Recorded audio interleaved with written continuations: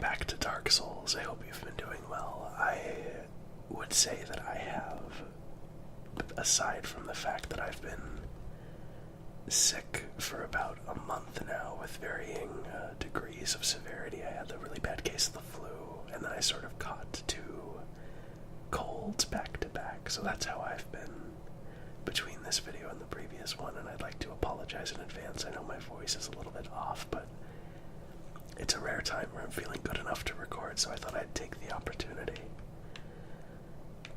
Anyway, enough about that. At the end of the last video, I was sort of at a crossroads where I was trying to decide, well, I guess between the end of the last video and now, I was trying to decide if I wanted to just go for the classic and upgrade the Uchigatana plus 10 to the Lightning Uchigatana and then upgrade that further and go down that path, or I thought about turning my Uchigatana plus 10 into the Chaos Blade. Unfortunately, I kind of decided against it. The Chaos Blade is the boss weapon that we get from the Soul of Quelaag, the spider boss. Of course you remember her. And basically, it's a very fun challenge run sort of weapon where every single time you attack with it, it hurts you, which doesn't sound optimal for a Dark Souls playthrough, but it is fun if you want to challenge yourself, like I said, but it also attempts to make up for that shortcoming by having a special effect where it, I can't read the description here unfortunately, but the damage scales up the more soft humanity you have in the top left of your, just how much soft humanity you have that shows up in the number at the top left. And the biggest reason why I decided not to go for this is because I didn't really want to have to amass the amount of humanity that I think personally would make up for the diminishing returns and also for the drawback of taking damage for every single attack that lands. So we're just going to go with the Lightning Uchigatana from our giant blacksmith friend here. And just like that. And we have quite a few Titanite chunks, so I think we can get possibly to +2. +3 even. Okay, yeah, but +4 is going to be our max, and +5 requires an upgrade item. The final upgrade item, which is pretty rare. So we'll see how I do in getting that final upgrade item, but either way, we're sitting pretty on a Lightning Uchigatana +3. I will, because I want to keep visiting my giant friend as much as I can.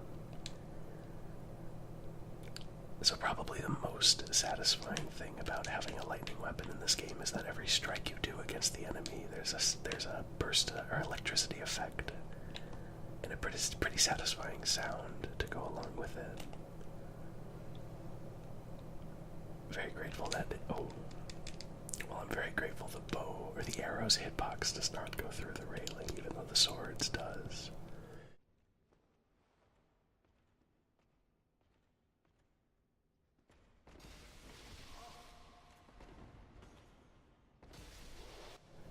And the best thing about lightning is that it does incredibly well against armored targets.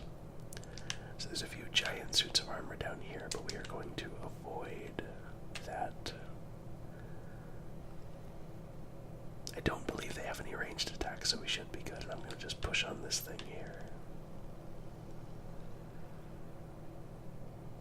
And now we'll open up these large doors. Oh, hello. Okay, well, I'm glad I only aggroed one of these. I have demonstrated an ability to kill at least a few of them, so, but I don't have any Estus, so I can't revert back, so we'll have to see.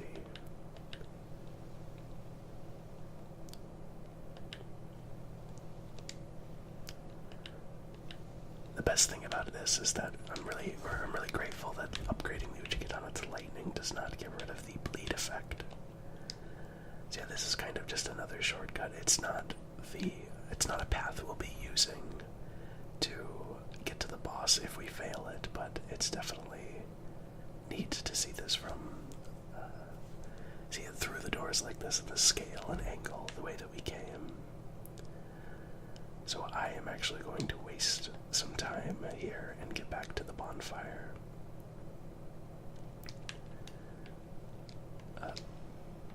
I was gonna say preferably not by dying, but that speeds things up a bit, definitely. It's all a part of the plan, of course. And I'm gonna go human here because I do want to summon an NPC. Actually, I think I might spend 2 humanity. Yeah, I will.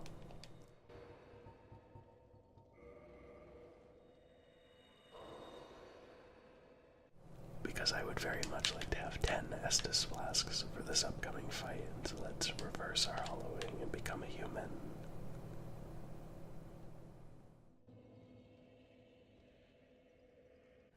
And then do this thing called kindling.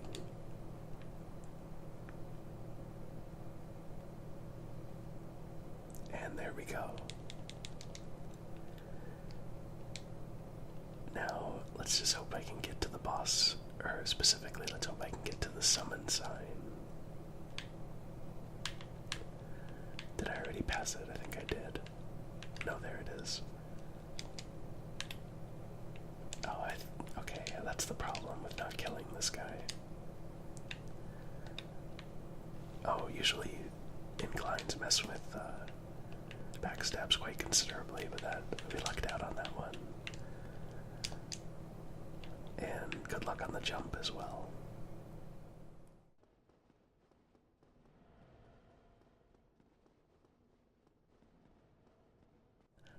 I'm actually not 100% certain. Oh, there it is.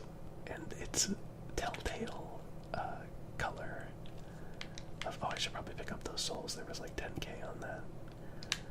The telltale orange hue should tell you who we're summoning for the boss fight exactly. Oh, we aggroed both of them. Okay, that's unfortunate. So the problem with the summoning for this fight, though, is that if I do not destroy the 2 giants, or this silver knight up here, Solaire, who is, I'm gonna walk right by, will try to take them on before coming to the boss. So depending on how this goes, I may or may not actually bother summoning Solaire, but might as well do it for our first attempt.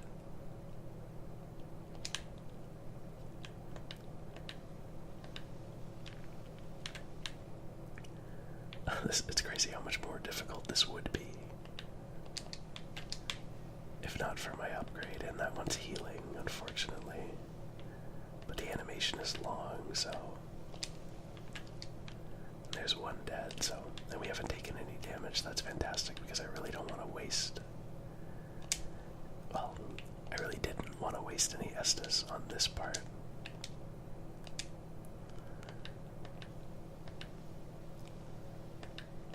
And that's, oh, I didn't think that did damage. I thought it was exclusively a knockback deal. Alright, well, that's too bad, but what can you do? It's Dark Souls. Surprise damage is the name of the game. Or I should say unexpected damage.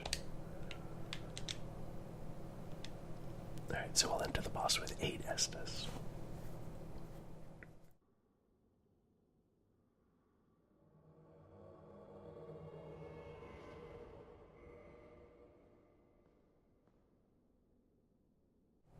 I typically end up using that emote as a sort of hug when I summon people.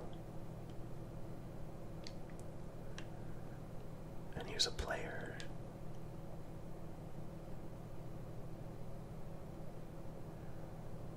Oh. I see. Okay.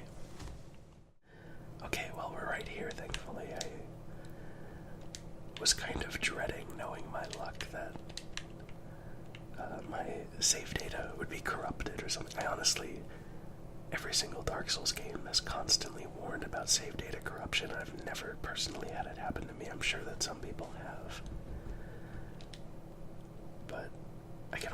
imagine losing it on a non-replay, because to be perfectly honest, me losing 7 hours, I think that's 7 or 8 hours is around how long this has been. Good job, Solaire. Thanks for going into the boss fight at a disadvantage. Considering how many hours I've put into Dark Souls, it wouldn't be too big a deal, other than the annoyance of having to delay the playthrough. But yeah, save data corruption is no joke in any game. So let's traverse the white. Actually, I want to point out these statues, which are just a texture, but they do add some neat flavor. Even though I don't think FromSoft would ever do something like this in a game after Dark Souls. Doing a texture for those, I mean. Anyway, traversing the white light.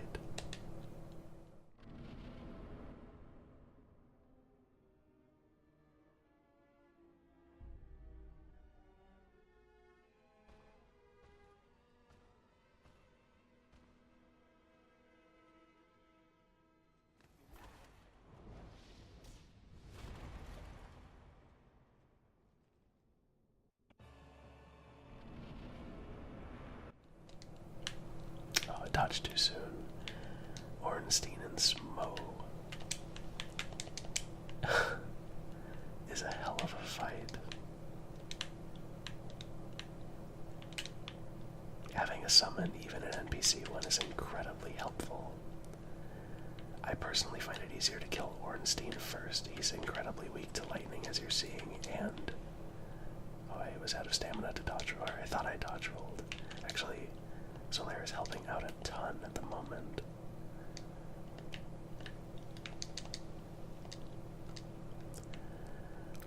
This is one of the more infamous boss fights in this game, especially as a first-time player.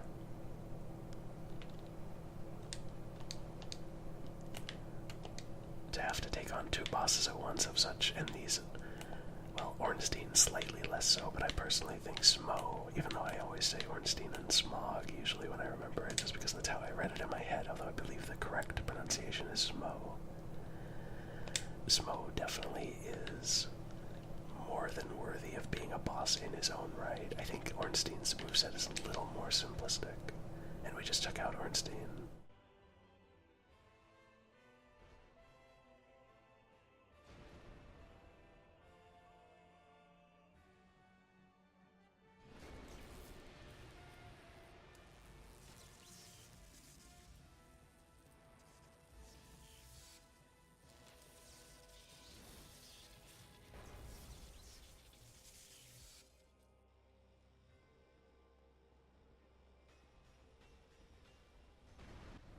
Here we have our next boss, Super Saiyan Smough, who also takes pretty decent damage, and I just staggered him actually. But one of the cooler things about this boss fight is that depending on which of the 2 you kill first, you will fight a super-powered version of whichever one is alive. So had I killed Smough first, I would be fighting a giant Ornstein. And there's a special cutscene. Oh, that's the worst move he has. And Solaire is still kicking with a very, very small amount of health. That move's very hard to dodge. It's probably the worst one in my opinion. Although you can use the pillars to your advantage, and there goes Solaire.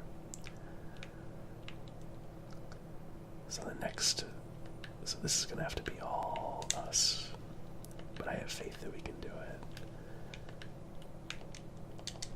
This went much more smoothly than I was expecting it to.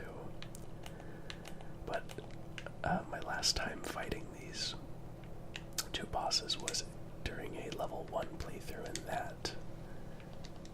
wow, that hurt. That was very, very tough. Oh, and that hitbox is really big, so I was kind of worried I was still going to take damage there. He's probably going to do the jump up butt stomp. Yeah, there. Oh, but I knocked him out of it. I don't want to get greedy. But I'm going to get greedy, and there we go. Ornstein and Smough defeated. Another cool thing, sort of tied into the fact that you fight a super-powered version of whatever boss you don't. 50,000 souls, that's good. tied into the fact that you fight a superpowered version of the boss that's alive when the first one dies. You also get that half of the duo's soul. So I have the soul of Smough, which can be turned into his hammer or his armor set. I believe it has to be one or the other. Saint ahead. So if we take a look at the boss arena, which is really neat. Very high ceiling. It's actually, in a way, kind of reminds me of the Asylum Demon boss, which is strange to say, but I've never really had that thought occur to me until right now, so I thought I might as well say it.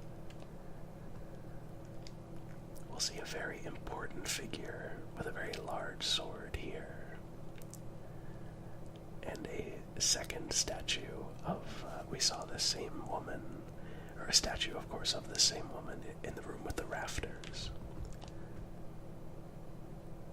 But yeah, it's hard to express how many people have played Dark Souls and defeated Ornstein and Smough, so it's a common feeling, but if you haven't, it's very difficult to express the unique feeling of defeating that boss for the first time. Because I know that it was my biggest wall in this game, and after I defeated Ornstein and Smough, that was the moment where I realized that I really, really loved the experience. I'm sure, obviously it's a lot. There's a lot that goes into liking a Souls game and what particularly moves you to love it. But I guess what I'm trying to say is Ornstein and Smough definitely stands out as one of the more satisfying victories of the game. And let's go ahead and spend these souls before we get invaded because it's in Orlando. 25 decks. For a nice round level 50, that's what I like to see.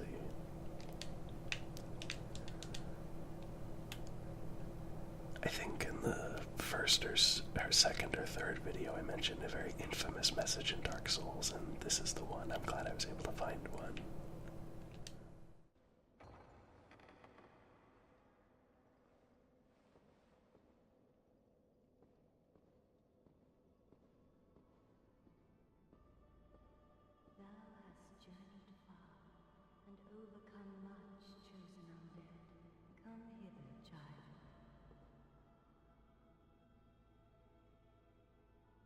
Chosen undead, I am Guinevere, daughter of Lord Gwyn and Queen of Sunlight. Since the day Father his formed it obscureth, I have awaited thee. I bequeath the Lordvessel to thee. By the power of the Lordvessel, you may now warp between bonfires.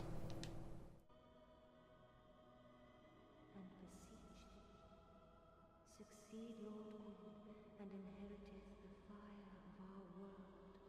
Thou shalt endeth this eternal twilight, and avert further undead sacrifices. O chosen undead, thou hast journeyed far. Since the day Father once living, now undead, and a fitting heir to Father Gwyn thou art. O chosen undead, and beseech thee. Succeed, Lord Gwyn, a grave and arduous test of mental, yea, it shall be. Indeed, we had felt the warmth of fire, its radiance and the life it sustaineth. Without fire, all shall be a frigid and frightful dark. Please, Father's role thou shouldst heal, and inheriteth the fire of our world.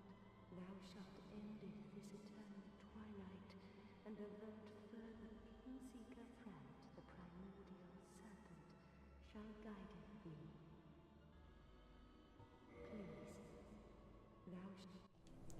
Apologies for skipping some of those lines. I was just afraid of making you sit through any duplicates, but you do get the general gist.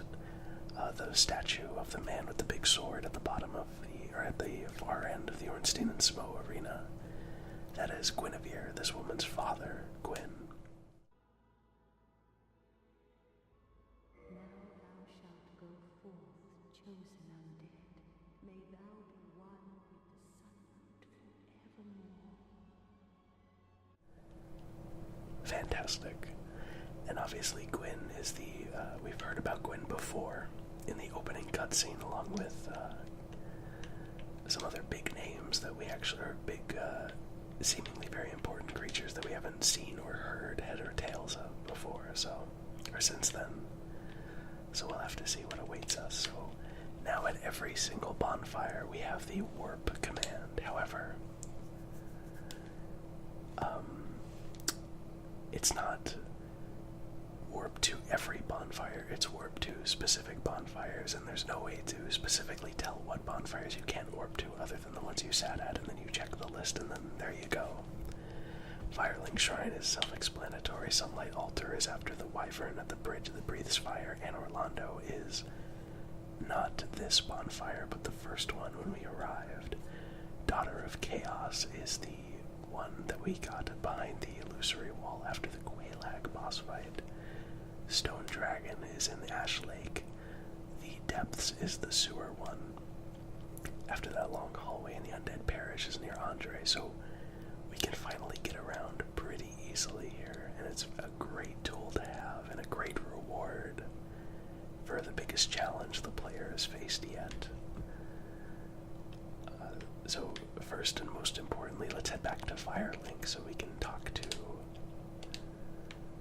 Kingseeker Frampt, the primordial serpent, according to Guinevere, who is the one who tasked us with obtaining the Lordvessel in the first place after we talk to this lovely, lovely man.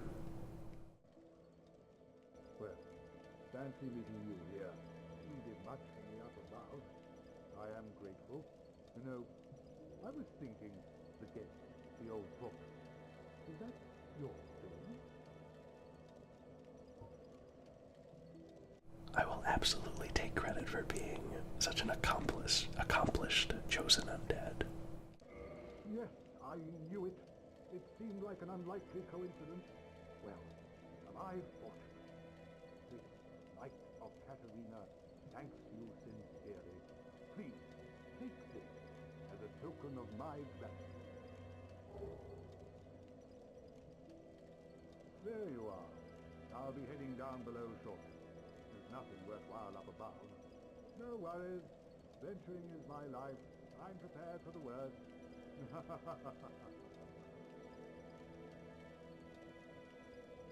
There you are.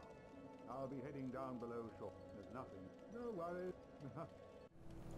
He grants us the Miracle, which is a faith-based spell. Emit Force, which I believe does not do damage. There's two versions, there's two similar spells in this game. Emit Force does not do damage, but it has a really large knockback. And it's incredibly annoying in PvP, it can launch people off edges and stuff. But that is not the end of his quest line. Good old Siegmeyer's quest line. And I'm hoping that I won't go too far in the game with as to not get the reward for the end of his questline, because I would really love it. But we'll have to see. Hello, Kingseeker Frampt. He must get very bored hanging out here. Heavens, you have done it. You have retrieved the Lordvessel. After 1,000 years, it is you. It is really you.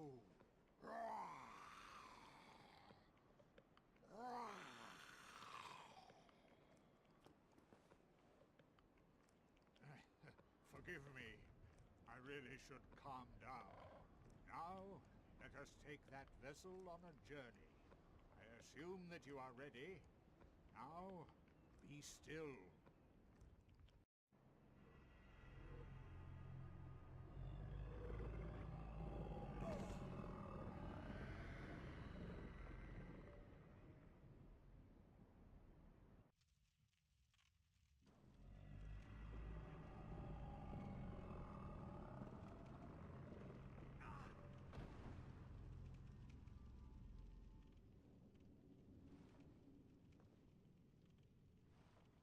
This is the Firelink Chamber for the successor of Lord Gwyn. Now, place the Lordvessel on the altar. What is it? Place the Lordvessel on the altar. No reason for pause at this point. I love how wonky his tendrils can get when he's hanging upside down. Well, let's do what he says. And at a most inopportune time, a Windows update again. Oh jeez, what a mess. This video has been what with the crash, but we are accomplishing a lot. We're placing the Lordvessel. Let's see what happens.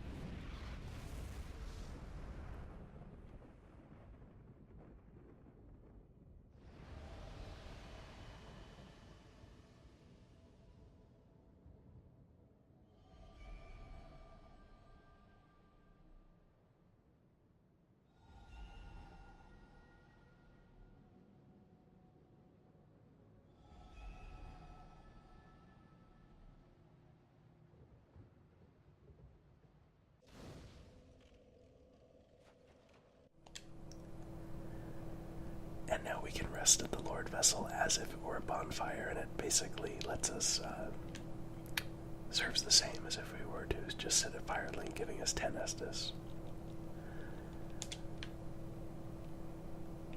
It's in front of these two stone slabs. And you'll see also at the Lordvessel we have an option that we wouldn't have at any other bonfire, which is offer souls to the Lordvessel. And we have no Lord souls to offer, so it would appear that Lord souls are our next goal. And I really just want to take a moment to look around and appreciate the design beneath Firelink Shrine. I love the gnarled roots, of course, but I especially love the... it's difficult to describe them. I suppose they're silver bowls, or they're other Lordvessels, I'm not sure. But they're very interesting to look at. Especially interesting that the stairs are destroyed from age or from something else. I've always wanted to try to make that jump somehow and go up those stairs and explore up there, but I know I wouldn't find anything, even if I could get over there. Very well. As Kingseeker, I shall now instruct you, the Lord's successor, in your next task. To achieve your fate, fill the vessel with powerful souls, commensurate to the great soul of Gwyn. Scarce few possess such brilliant souls.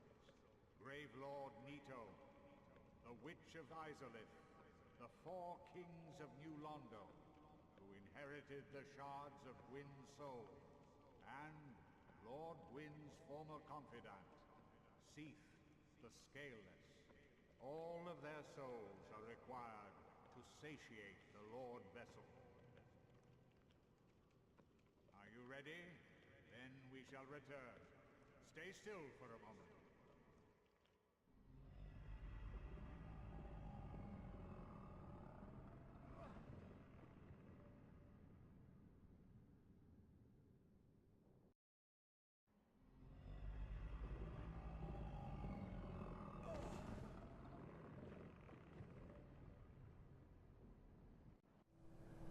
I really enjoy the grunt that your character gives. That we've accomplished all of these daunting tasks, and yet still we have to travel between underneath Firelink Shrine and above it in the mouth of this disgusting snake man. So, just Dark Souls reminding you who's really settling the score here. Anyway, with the placement of the Lordvessel and now knowing our next task. Oh, I forgot to mention the golden barriers that dissipated when we placed the Lordvessel. A player who explores literally everywhere that they can may have come across those. In our path, we did not, just because I didn't want to go to those areas until we had to, which is now when our progress would not be barred. But there was a cave, a spooky cave, and there was a forested area, and I just cannot wait to now approach this almost, I don't want to call it the tail end of the game, but we're definitely over the halfway mark at this point. Not by a long shot, but still pretty significantly. So I want to thank you very much for watching, and we will see about tracking down those 4 Lord Souls in the next video. Thank you.